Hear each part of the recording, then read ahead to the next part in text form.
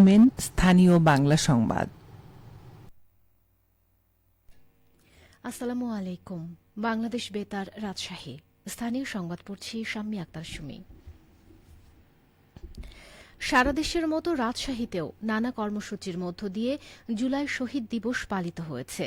এ উপলক্ষে আজ নগরীর C&B মোড়ের শহীদ স্মৃতিস্তম্ভে ফুল দিয়ে শ্রদ্ধা জানান রাজশাহী বিভাগীয় কমিশনার ড আ.ন.ম বজলুর রশিদ ও জেলা প্রশাসক কাজী শহীদুল ইসলাম।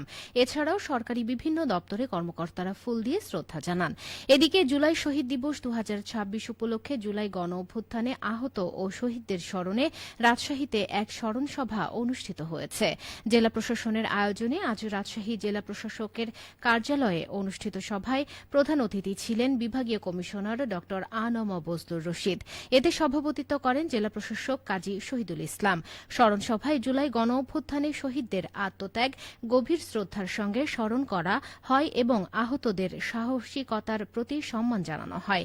বক্তারা বলেন, জুলাই গণ অভ্যুত্থানের চেতনা ধারণ করে একটি বৈষম্যহীন গণতান্ত্রিক ও মানবিক বাংলাদেশ গড়ে তুলতে সবাইকে ঐক্যবদ্ধভাবে কাজ করতে হবে। সভায় বিভিন্ন রাজনৈতিক দলের নেতৃবৃন্দ, জুলাই শহীদ পরিবারের সদস্য এবং জুলাই গণ অভ্যুত্থানে আহত যোদ্ধারা অংশগ্রহণ করেন। এদিকে যথাযোগ্য মর্যাদায় জুলাই শহীদ দিবস পালন করেছে রাজশাহী সিটি কর্পোরেশন। আজ সকালে নগরীর C&B মোড়ে অবস্থিত জুলাই শহীদ স্মৃতিস্তম্ভে পুষ্পস্তবক অর্পণ করে জুলাই গণ অভ্যুত্থানে আত্মোৎসর্গকারী শহীদদের প্রতি শ্রদ্ধা জানান রাশিক প্রশাসক মোহাম্মদ মাহফুজুর রহমান রিটন। এ সময় তিনি প্রথমে রাশিকের পক্ষ থেকে এবং পরে জুলাই শহীদ পরিবারের সদস্য ও জুলাই যোদ্ধাদের সঙ্গে পৃথকভাবে শ্রদ্ধা নিবেদন করেন। এছাড়া দিবসটি স্মরণে বাদজোহর জুলাই শহীদদের বিদেহী আত্মার মাগফিরত, জুলাই যোদ্ধাদের সুস্বাস্থ্য এবং দেশ ও জাতির শান্তি, সমৃদ্ধি, উন্নয়ন ও অগ্রগতি কামনা করে রাজশাহী সিটি কর্পোরেশনের সোনাদিঘি জামে মসজিদ ও নগর ভবনের ওয়াক্তিয়া মসজিদ সহ সকল মসজিদে দোয়া ও মোনাজাত করা হয়। যথাযোগ্য মর্যাদায় নাটোরে আজ জুলাই শহীদ দিবস পালন করা হচ্ছে। দিবসটি উপলক্ষে জেলা প্রশাসন দিনব্যাপী বিভিন্ন কর্মসূচি বাস্তবায়ন করছে। জুলাই শহীদ দিবস নিয়ে এখন শুনুন আমাদের নাটোর জেলা সংবাদদাতার একটি প্রতিবেদন। কৃতজ্ঞ নাটোরবাসী শ্রদ্ধা আর ভালোবাসায় স্মরণ করছে জুলাই শহীদদের। শহীদ আকিবের পিতা অধ্যক্ষ মোহাম্মদ দেলোয়ার হোসেন খান বলেন, এবং ইনসানপূর্ণ দেশ তৈরি করার জন্য আমরা চেষ্টা চালাবো। যারা শহীদ হয়েছে তাদের রুহের আত্মার মাগফিরাত কামনা করছি। যারা আহত হয়েছে, যারা কষ্টের মধ্যে জীবনযাপন করছে, তাদের কল্যাণ কামনা করছি, তাদের সুস্থতা কামনা করছি। এই দেশের জন্য যারা শহীদ হয়েছে, এই দেশকে যেন আমরা কল্যাণকর রাষ্ট্রে পরিণত করতে পারি এবং আগামীতে যেন আমাদের ভূমিকা সেরকম থাকে। জেলা প্রশাসক আসমা শাহিন জুলাই শহীদ দিবসের কর্মসূচি সম্পর্কে বললেন, এই উপলক্ষে মুক্তিযুদ্ধ বিষয়ক মন্ত্রণালয় থেকে যে নির্দেশনা এসেছে সেই মোতাবেক নাটোর জেলা থেকে কর্মসূচি গ্রহণ করা হয়েছে।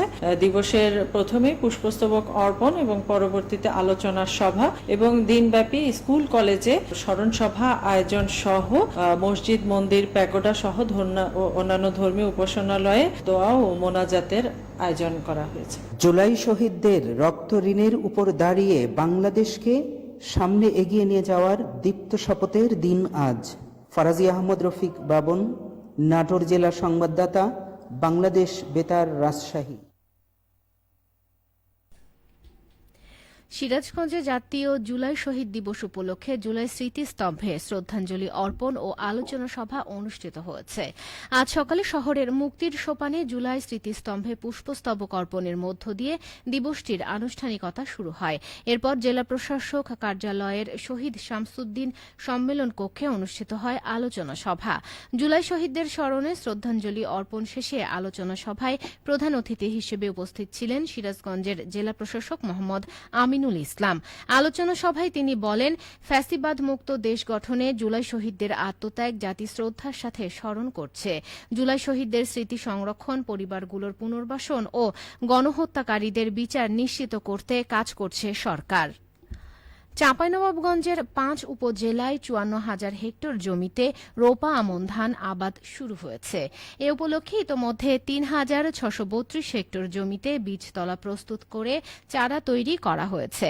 চাঁপাইনবাবগঞ্জ কৃষি সম্প্রসারণ অধিদপ্তরের উপপরিচালক আতিকুল ইসলাম জানান, এবছর বৃষ্টিপাত ভালো হওয়ায় অনেকেই জমি প্রস্তুত শুরু করেছেন।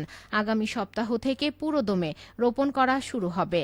চলতি আমন মৌসুমে চাঁপাইনবাবগঞ্জ জেলায় ২ লাখ মেট্রিক টন চাল উৎপাদনের লক্ষ্য নির্ধারণ করেছে জেলা কৃষি সম্প্রসারণ অধিদপ্তর। সবশেষে আবহাওয়া। আজ দুপুর ২টায় রাজশাহীতে তাপমাত্রা ছিল ৩২.৭ ডিগ্রি সেলসিয়াস। এ সময় বাতাসে আপেক্ষিক আর্দ্রতার পরিমাণ ছিল ৭২%। রাজশাহী ও পার্শ্ববর্তী এলাকায় আজ সূর্যাস্ত সন্ধে ৬টা ৫৬ মিনিটে। সংবাদ শেষ হল। আমাদের পরবর্তী সংবাদ বিকেল ৪টা ৫ মিনিটে।